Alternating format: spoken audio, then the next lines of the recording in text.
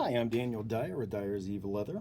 Today, what I'm doing is designing kind of like a journal, not exactly a journal, because what the customer is wanting is she's wanting to use loose leaf vellum.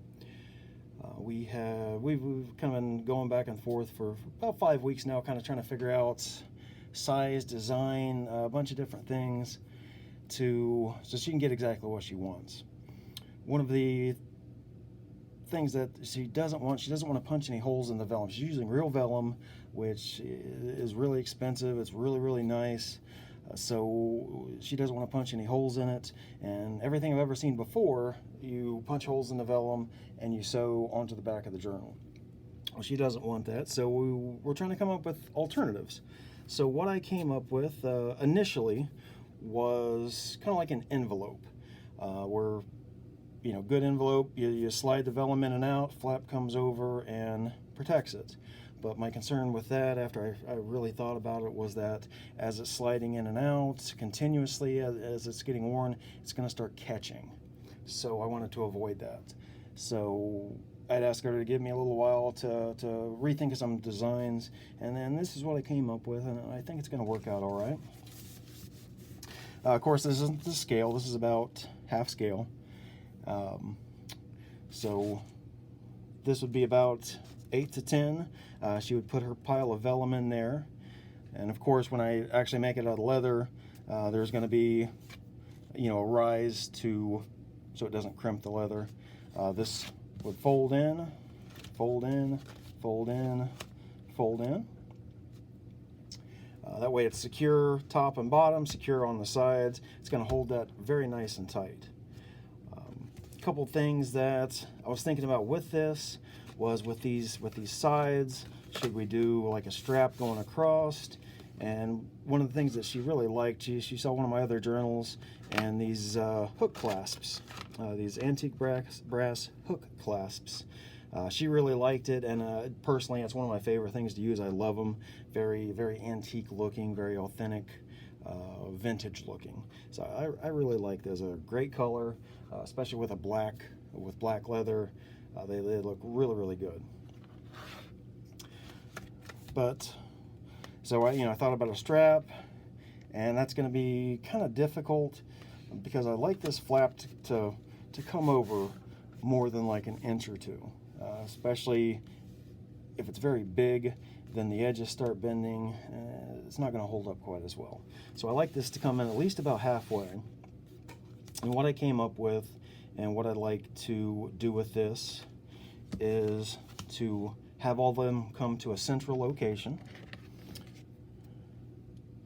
where this is going to get mounted right there in the center. There's going to be a hole on each of these so that as they come down, that one goes down, that one goes down, and then this one goes down. That'll be mounted right there. It goes over top of this, and it hooks in and holds it. I think that's going to work well. My one concern is this particular hook clasp. This is a very small one. It is about an inch. So not very large. This is the smallest one they make.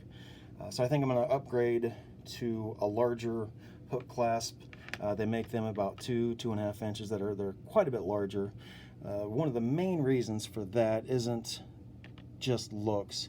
It's, if you look at that, there's not a whole lot of room right there in between the base and the hole, especially once you put a couple rivets in there to hold it. We're talking, it's not even, barely 1/8 of an inch.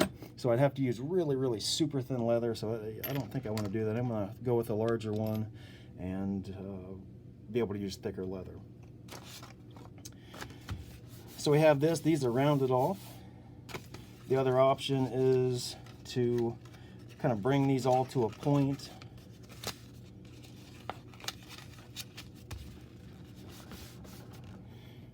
So I think that right there looks pretty good. It looks very consistent, very geometric. I think that's going to work great. I'm going to give her the information for this video so that she can watch it and see which one that she likes better. So either one I think would look really good. lot of it's just going to depend on her personal preference. What she initially looked at, let me make sure I get this where, there we go, is one of the things that I like to do with leather is if it's perfect, I don't like perfect leather. I like leather that has some character, has some feel to it. And like this right here, you can see where I had that very, very ragged edge, and she really liked that. She thought that was very unique, and I agree. I've never really seen any products like that. Now this was a little too extreme for her. She's like, you know, I really like the way that looks, but then, you know, that's a little bit overkill. I'm okay, yeah, that's fine. That was probably the most extreme one that I did. Here's another one that I did that it was a lot more subtle. Yeah, you can see just a little bit of the roughing of the edges right there, which, you know, still looked pretty good. So what I'm going to do is I'm going to give this information to her, let her watch this, see if she likes one of these, and then go from there. And of course, when we finalize everything, get all the final dimensions, how tall it's going to be, then I'll make a video of me making it and putting it all together, and you know, hopefully it's going to be really nice. I think this is going to be a very, very beautiful product once it's done. I'm going to do a Marine Corps USMC black dye with gel antique dye over top of it. That's what gives both of these are gel antiques, and they really bring out all those little imperfections, all the little scars, all the little bug bites. Really brings them out, and just, I think it looks great. So that's it for now. My name is Daniel Dyer of Dyer's Eve Leather. That is DYERS EVELEATHER. You can view my shop at Etsy. Any questions, any comments, of course you can post them below, or dyerseeveleather@gmail.com. You can also check out my wife's leather shop. It is Leather by Lizzie, Lizzie, also at Etsy. That one's primarily BDSM leather, so, you know, of course, not into that, and that's all that's there, so you probably won't like that shop. But have a great day, and hopefully I'll see you soon once I'm making this.